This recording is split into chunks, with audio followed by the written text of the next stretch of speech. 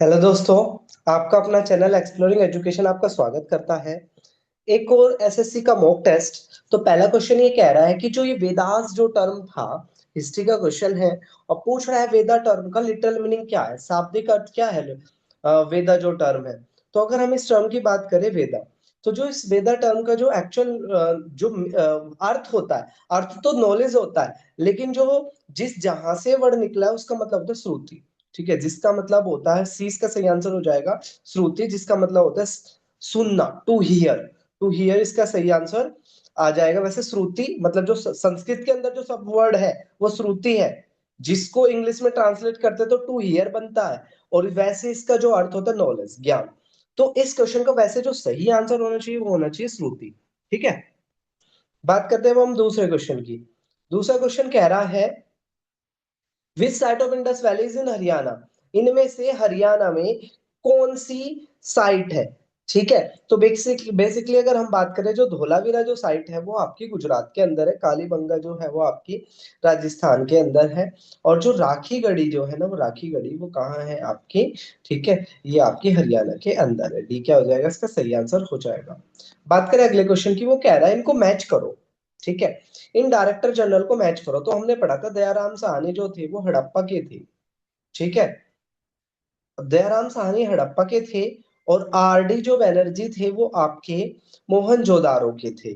ठीक है, और एक होस्ट जो थे वो कालीबंगन के थे, और एसआर राव लोथल के थे। ये क्या हो जाएगी, इसकी सही सीक्वेंस बन जाएगी। बात करें अब हम अगले क्वेश्चन की। क्वेश्चन नंबर 4 ये कह रहा है एक बुक थी जिस बुक को कहते थे original in habitat of Aryans. तो इस बुक में ये मेंशन था कि जो आर्यंस थे वो मिड एशिया से ना आकर यहीं आर्टिक की साइड यहीं पर ही रहते थे। और इस बुक को ओरिजिनल हैबिटेट ऑफ आर्यंस के नाम से इस बुक को जाना जाता है। और बाल गंगाधर तिलक इसके राइटर थे। जवाहरलाल नेहरू से रिलेटेड एक क्वेश्चन आपको तैयार करना है कि माई ऑटोबायोग्राफी, इनकी ही ऑटोबायोग्राफी का नाम है। मदन मोहन मालवीय को grand grand old man of India के नाम से जाना जाता है। बात करें अब हम अगले क्वेश्चन की, क्वेश्चन नंबर 5 ये कह रहा है कि एक टर्म था सप्त सिंधु। तो जो ये आर्यंस जो थे, आर्यंस ये सप्त सिंधु क्षेत्र में रहते थे। भारत के वेस्ट के साइड सप्त सिंधु क्षेत्र में रहते थे। अब इस सप्त सिंधु वर्ड का मतलब क्या था, तो सप्त होता है सात, और सिंधु, तो पांच तो सिंधु की सहायक नदी और एक सरस्वती, ये पूरा क्षेत्र मिलकर सिंधु। पांच इसकी सहायक नदी, झेलम, रावी, व्यास, चेनाब, सतलुज, और एक सरस्वती, ये सारी नदियां मिलकर क्या बनाती है। ठीक है, ये सारी नदियां मिलाकर सब सिंधु क्षेत्र बनाती थी। तो डी इसका क्या हो जाएगा, सही आंसर हो जाएगा। बात करें अगर हम क्वेश्चन नंबर 7 की, तो क्वेश्चन नंबर 6 ये कह रहा है कि कौन सा इसमें रोंग पेयर है। तो अगर हम इसमें बात करें, इंदिरा गांधी एयरपोर्ट दिल्ली में है, बात तो सही है। छत्रपति शिवाजी महाराज इंटरनेशनल एयरपोर्ट मुंबई में, ये भी बात सही है। कैंपीगोडा बेंगलोर के अंदर, ये भी बात सही है। लेकिन राजीव गांधी इंटरनेशनल एयरपोर्ट कोच्चि में ना होकर हैदराबाद में है। तो डी क्या हो जाएगा, इसका सही आंसर हो जाएगा। बात करें क्वेश्चन नंबर 7 की, वो यहाँ पे ये कह रहा है कि इसका रोंग पेयर बताओ। ठीक है, इसका रोंग पेयर बताओ। तो देखो भाई, जो कोस्टल रेलवे होगा वो कोस्ट के पास ही तो होना चाहिए, और पटना तो कोस्ट के पास है नहीं। तो इस मेथड को बोलते हैं एलिमिनेशन मेथड। बाकी यहां से याद कर लो, सेंट्रल रेलवे का आपका मुंबई में हो गया, ईस्टर्न रेलवे का कोलकाता में हो गया, और ईस्टर्न सेंट्रल रेलवे का हाजीपुर में हो गया। तो ये चीज आपने याद कर लेनी है। बात करें हम अगले क्वेश्चन की, क्वेश्चन नंबर 8 ये कह रहा है चंडीगढ़ एयरपोर्ट का नया नाम क्या है। तो चंडीगढ़ एयरपोर्ट का नाम बदला गया था और इनका इसका नाम बदल कर रखा गया था वीर भगत सिंह इंटरनेशनल एयरपोर्ट। सी क्या हो जाएगा, इस क्वेश्चन का सही आंसर हो जाएगा। ठीक है, भगत सिंह इंटरनेशनल एयरपोर्ट इसका आंसर हो जाएगा। वीर सावरकर इंटरनेशनल एयरपोर्ट आपका आंध्र प्रदेश में, उसमें अंडमान निकोबार में है, और इंदिरा गांधी एयरपोर्ट दिल्ली के एयरपोर्ट का नाम है। बात करें क्वेश्चन नंबर 9 की, जो वीर सावरकर इंटरनेशनल एयरपोर्ट कहाँ है, तो अंडमान के अंदर ये है। ए क्या बी क्या हो जाएगा, इसका सही आंसर हो जाएगा। अब बढ़ते हैं हम अपने क्वेश्चन नंबर 10 की तरफ। तो अगर हम क्वेश्चन नंबर 10 की बात करें, तो वो ये कह रहा है कि भारत की के जब कॉन्स्टिट्यूशन बन रहा था तो बहुत सारी कमेटियां बनाई गई थी। तो उनमें से एक कमेटी थी फ्लैग कमेटी, झंडा कमेटी। इस झंडा कमेटी के हेड कौन थे। ठीक है, तो इस झंडा कमेटी के हेड की बात करें, ठीक है, तो जो हमारी जो झंडा की जो कमेटी थी, जो इसके जो हेड थे वो आपके राजेंद्र प्रसाद हुआ करते थे। ए क्या हो जाएगा, सही आंसर हो जाएगा। बात करें क्वेश्चन नंबर 11 की, वो ये कह रहा है बैटरी के अंदर कौन सा केमिकल यूज होता है, क्या हाइड्रोक्लोरिक एसिड होता है या नाइट्रिक एसिड और सल्फ्यूरिक एसिड होता है। तो हाइड्रोक्लोरिक एसिड हमारे पेट में पाया जाता है और इस क्वेश्चन का सही आंसर आ जाएगा सल्फ्यूरिक एसिड। बात करें क्वेश्चन नंबर 12 की, तो क्वेश्चन नंबर 12 ये कह रहा है कि जो ये जो फ्रूट होते हैं ना, ये पकाने के लिए इनको एक केमिकल दिया जाता है, ठीक है, उस केमिकल का नाम पूछ रहा है। ठीक है, तो अगर हम उस केमिकल की नाम की बात करें, ठीक है, तो जो एथिलीन है ना, ठीक है, वो बी क्या हो जाएगा, सही आंसर हो जाएगा।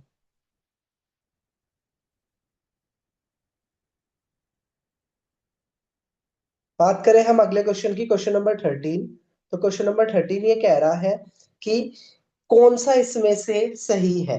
ठीक है, कौन सा, ठीक, इनको ना मैच करना है। मायोपिया के इलाज के लिए हम कौन सा लेंस यूज करते हैं। ठीक है, तो बीमारी हमारी चार बीमारी होती है, एक मायोपिया, एक हाइपरमेट्रोपिया, और एक आपकी कैटरेक्ट, एक प्रेसबायोपिया।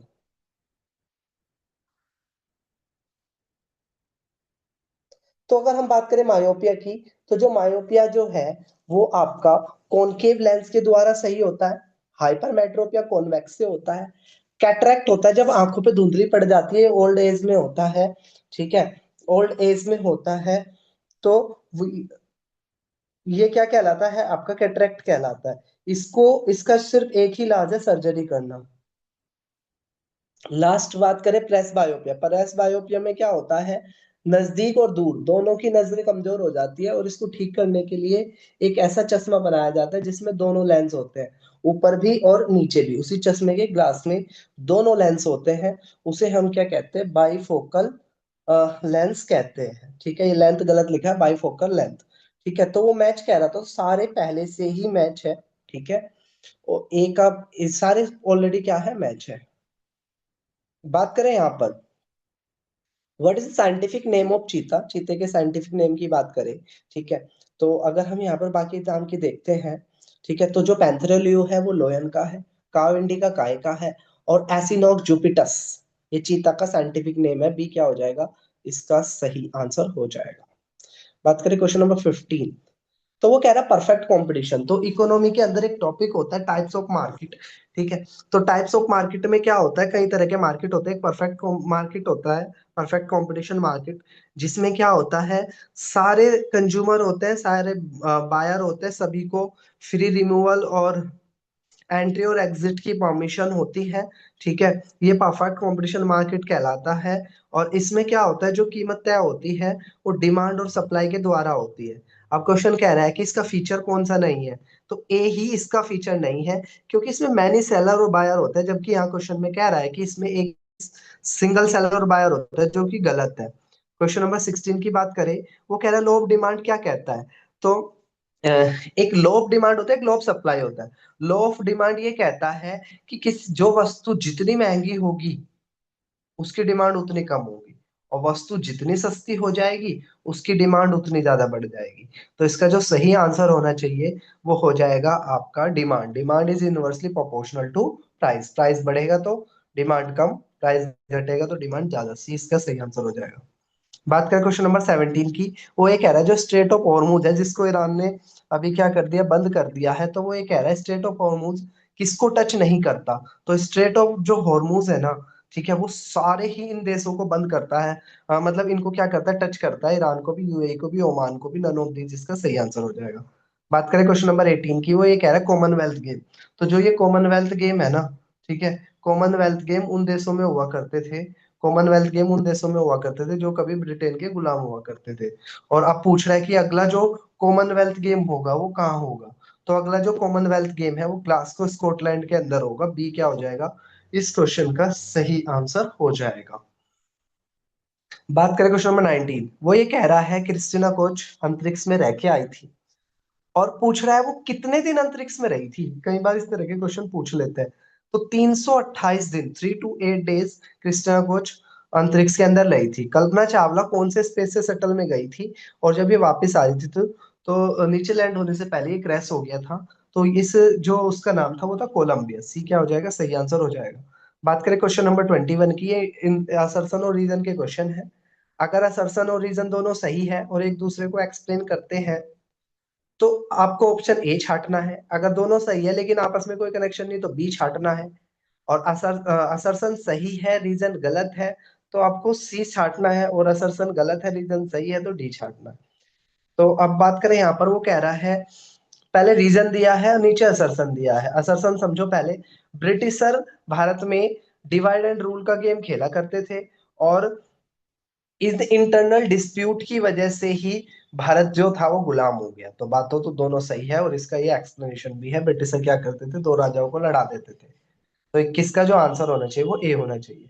बात करें 22 की, वो कह रहा है स्टेट ऑफ हॉर्मुज ज्योग्राफिकली एक इंपॉर्टेंट प्लेस है। बहुत अच्छी बात है, ठीक है। क्योंकि ज्योग्राफिकली इसलिए इंपॉर्टेंट है क्योंकि ये मिड एशिया तक का रास्ता है, और तेल कंट्रीज का जो है ना, ये वहां का क्या है, मेन रूट है। तो दोनों ही पॉइंट क्या है, सही है। ए इसका क्या हो जाएगा, आंसर हो जाएगा। अगला क्वेश्चन की बात करें, वो कह रहा है नई सेल कहीं ना कहीं पुरानी सेल से मिलके बनती है। और सेल थ्योरी जो थी, सेल थ्योरी वो ये कहती है कि हर एक सेल टूटती रहती है अगली सेल में, फिर उससे अगली सेल में, उससे अगली सेल में। तो इसका आंसर 23 का ए क्या हो जाएगा, सही हो जाएगा। 24 की बात करें, गांधी जी ने कहा था कि जो एजुकेशन है वो लोकल लैंग्वेज में होनी चाहिए, और रविन्द्रनाथ टैगोर टोटली एग्री थे। जहां भी एक टर्म आ जाए ना टोटली, आपको उससे बचना है, क्योंकि टोटली, नन, ऑलवेज, ये 99.9% गलत होते हैं। तो गांधी जी और रविन्द्रनाथ टैगोर के विचारों में थोड़ा अलग था। महात्मा गांधी कहते थे इंग्लिश में एजुकेशन ना हो, लोकल लैंग्वेज में हो, क्योंकि लोकल लैंग्वेज में बच्चा ज्यादा सीख सकता है।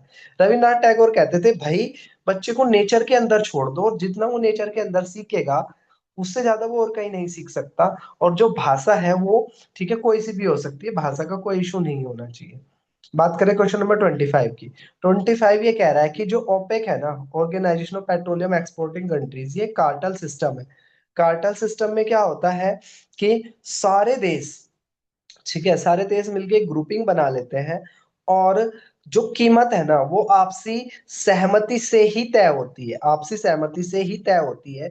कोई भी अलग से कीमत को बढ़ा घटा नहीं सकता। तो कार्टेल के अंदर जितने भी देश होंगे, ठीक है, उनकी जो कीमतें रहेगी वो म्यूचुअल अंडरस्टैंडिंग से ही तय होगी। और बी पॉइंट ये कह रहा है ओपेक एक एग्जाम्पल है कार्टेल का, और डिमांड और सप्लाई से तय होता है क्या, नहीं, डिमांड सप्लाई से तय नहीं होता, ठीक है। आपसी सहमति से ये कीमत को क्या कर लेते हैं, तय कर लेते हैं। तो जो 25वां क्वेश्चन है इसका असर्शन तो सही है लेकिन रीजन गलत है। तो ये थे आज का मॉक टेस्ट। आपको क्या करना है, लीव करने से पहले अपने मार्क्स बताते चलना है।